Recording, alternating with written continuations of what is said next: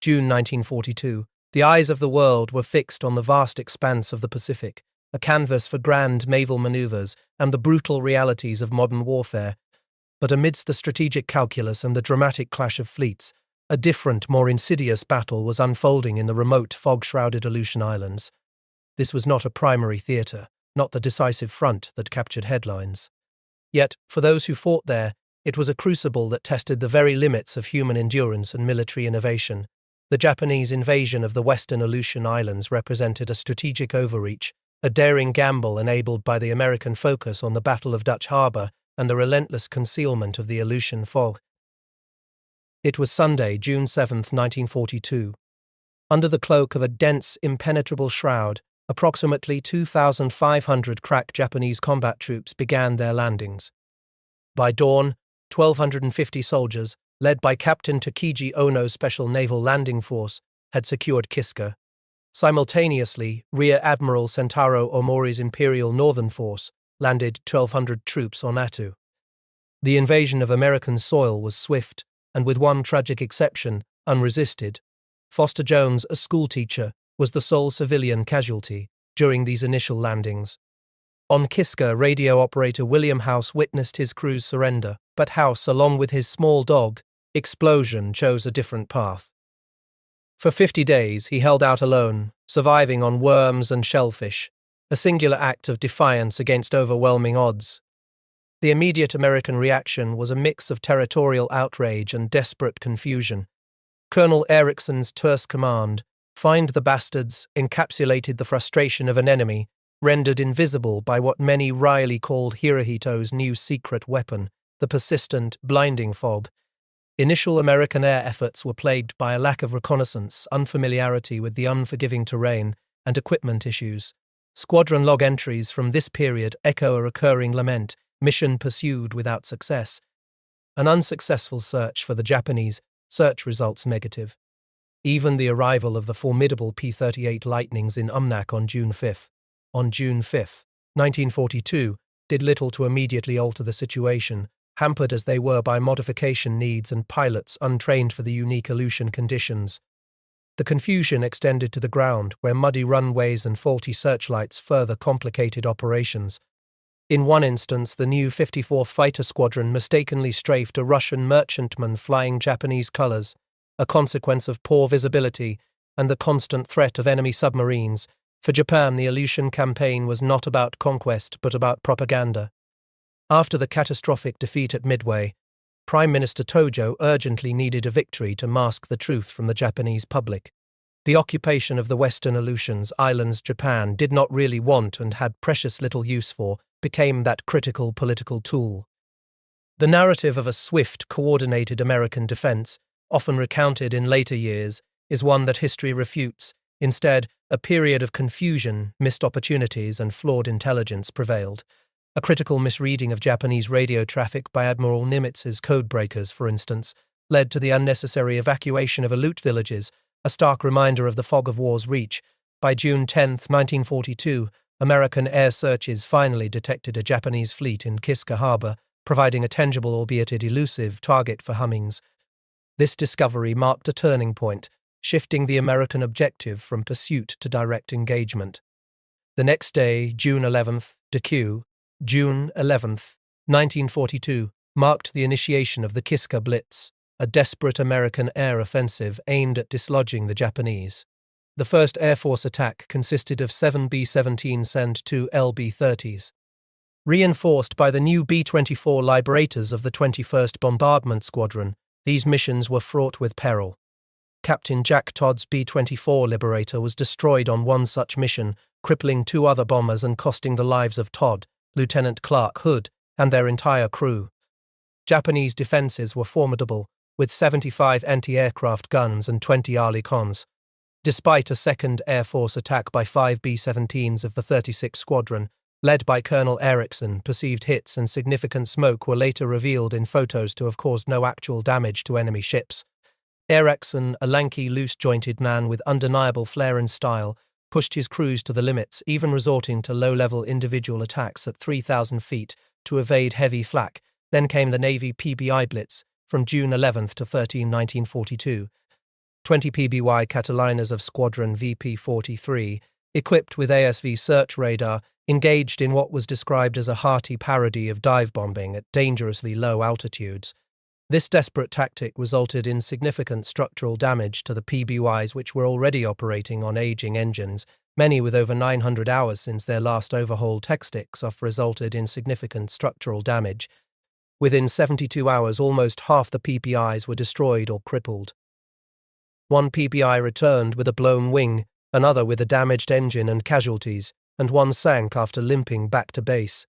Radio Tokyo, observing the havoc, accused the US of using a secret new dive bomber. Kiska, meanwhile, earned the grim nickname PBY Elimination Center. The PP Blitz, despite its heavy losses, inflicted some damage but failed to dislodge the Japanese. The depletion of aviation fuel, ammunition, and bombs for the American PBY command at Kiska by June 13, 1942, forced a strategic American withdrawal from the Western Aleutians. Nimitz, faced with the overwhelming challenges, recalled Spruance's fleet, preventing a potential naval engagement and effectively conceding the Western Aleutians to Japan for the immediate future. The shoestring war of the Aleutians was marked by an almost unimaginable level of logistical and environmental hardship. Storms, rain, mud, bitter cold, hunger, and exposure were constant companions. Pilots often went without food, and ground crews at Umnak struggled in conditions that defied belief. Despite the strategic quagmire, individual heroism and innovation flourished. Ericsson's pilots even developed a novel blind bombing technique, DR runs or dead reckoning, to attack unseen targets through the omnipresent fog. Ericsson himself devised homemade incendiary bombs in an attempt to make an impact. By June 20, 1942, the Aleutian campaign took another dramatic turn when PBY radar detected Admiral Kakuta's fleet in the Bering Sea. This led to the Nome Scare and Operation Bingo, triggering the first mass airlift in American military history. In less than 24 hours, 179 trips moved 2,272 men, 20 anti-aircraft guns, and tons of equipment up the 600-mile air corridor from Anchorage to Nome. This episode, though born from misinterpreted intelligence, Kakuta's fleet had no intention of attacking Nome, showcased a rapid, albeit reactive, American logistical response. The Aleutian campaign was a crucial proving ground for evolving American air power tactics. The deployment of new P-38 Lightnings and the threat posed by Japanese float-equipped Zeros and Mavis seaplane bombers, 6 huge 4-engine Kawanishi Mavis flying boats forced a rapid adaptation. Modern fleet submarines such as the USS Growler and Triton began arriving. On July 4, 1942, the Growler, under Lieutenant Commander Howard W. Gilmore, executed a daring torpedo attack in Kiska Harbor, sinking the Japanese destroyer Arore and 2 others. The Triton sank the destroyer Nenahai. These successes highlighted the growing effectiveness of modern submarines in this brutal theater. For a time, the American public remained largely unaware of the Aleutian struggles, a news eclipse exacerbated by strict censorship. News often came from Minister Tojo's propaganda continued to obscure the Midway disaster, hiding the deaths of 3,000 Japanese sailors. Washington's high command, and indeed the public, often viewed the Aleutian campaign as a sideshow. Yet it was here that American forces were forced to learn and adapt through costly trial and error in a combat zone unlike any they had previously encountered. The environment remained a relentless adversary. The S-27 submarine, an antique pigboat from WW1, designed for warmer seas, was ill-suited for Aleutian duty.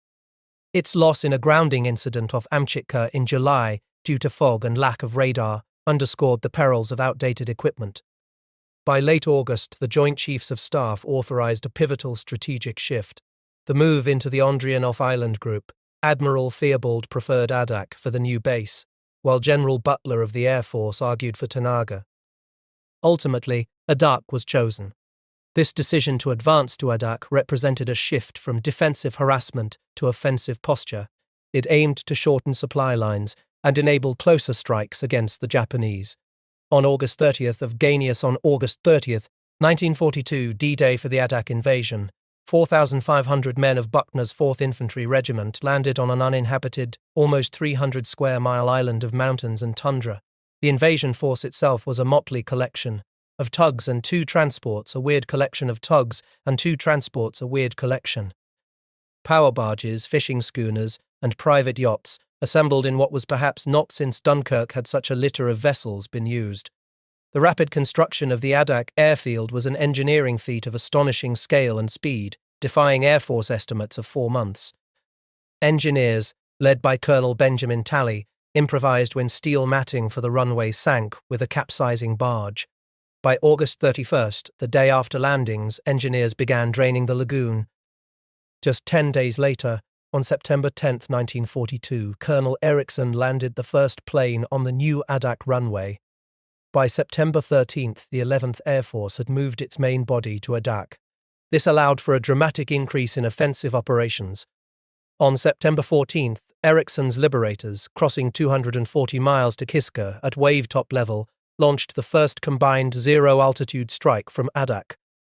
This single raid inflicted more damage than all previous raids combined, sinking 2 Japanese ships and destroying 3 midget submarines, killing or wounding over 200 Japanese soldiers. The psychological toll of this relentless campaign was immense. The harsh environment led to a profound psychological effect on troops, manifested as the Aleutian stare, a quiet, weary gaze that spoke of the immense human cost beyond combat. Yellow jaundice, fueled by the primitive conditions, sent 2,000 cases to Elmendorf Hospital alone. By September 23rd and 50,000, Mexabini, 1942, the Alaska Scouts, known as Kastner's Cutthroats, reconnoitered Amchitka, this highly specialized commando unit, with its unique skills and intimate knowledge of the terrain, became vital for intelligence gathering. The Japanese, fearing an American advance, decided to reinforce Kiska and attempt to reoccupy Attu and Shemya. Lieutenant Colonel Hiroshi Yanakawa assembled a mixed force for this purpose. The logistical challenges were immense. Japanese commanders, Admiral Hosagaya and Lieutenant General Hidekiro Higuda, did all they could to send food, clothing, and recreation equipment to Kiska and Attu. But it was never enough. Japanese industry lagged behind their needs, forcing them into desperate measures like using submarines for cargo. The brutal Aleutian winter began to set in. Temperatures plummeted, and blizzards known as willy wars could blow workers off their feet and wreck aircraft. Aircraft malfunctions were common. Engines froze, windshields turned to frosted glass, and de-icing could take 2 hours. By the end of 1942, the 11th Air Force had lost almost 80 planes to other causes, non-combat incidents. One such incident, the crash of Colonel Everett S. Davis, Chief of Staff of the 11th Air Force, on November 28, 1942, served as a stark warning. Davis, a pioneer in Alaskan military aviation, was lost in the vast, inhospitable mountains. His fatal crash highlighted the pervasive danger of the environment and the mortality of even the most experienced pilots. The persistent skepticism from stateside commanders regarding the severity of Aleutian weather was finally challenged when Major General William E. Lind, a visiting inspector general, crash-landed his bomber in early December due to the omnipresent fog. His subsequent injury forced a reconsideration of the grim reality of the Aleutian conditions. The strategic importance of the Aleutians also extended beyond the direct conflict with Japan. The completion of the Alaska Highway, a monumental one, $638 million built in just 8 months and 11 days by 16,000 workers, fundamentally altered logistical capabilities. This, along with the opening of the ALSIB route, a northern invasion route to Japan, created a critical strategic artery for Lend-Lease aircraft deliveries to the Soviet Union. It cut travel distance for supplies from 13,000 miles to 1,900 miles, directly impacting the Eastern Front. By December 31, 1942, after 6 months of war, Alaska was a transformed landscape. 150,000 troops were in the theater, Dutch Harbor handled nearly 400,000 tons of shipping a month, and Alaskan coal production had multiplied tenfold. The year 1943 began with a significant shift in naval command. Admiral Theobald, frustrated and described by Buckner as tender of his bottoms, was replaced by Rear Admiral Thomas C. Kinkaid on January 4, 1943.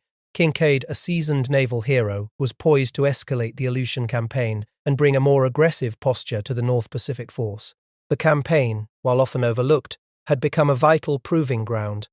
It refined bombing, reconnaissance, and fighter tactics against a determined enemy and extreme weather. It taught invaluable lessons in logistics, weather survival, combined arms, and the need for innovation that would prove directly applicable to later campaigns in the Pacific. The fight for the Aleutians was not merely a geographic struggle, it was a profound human drama, a testament to resilience, ingenuity, and the unyielding spirit of those who faced two formidable enemies, the Imperial Japanese Army and the unforgiving Aleutian wilderness itself.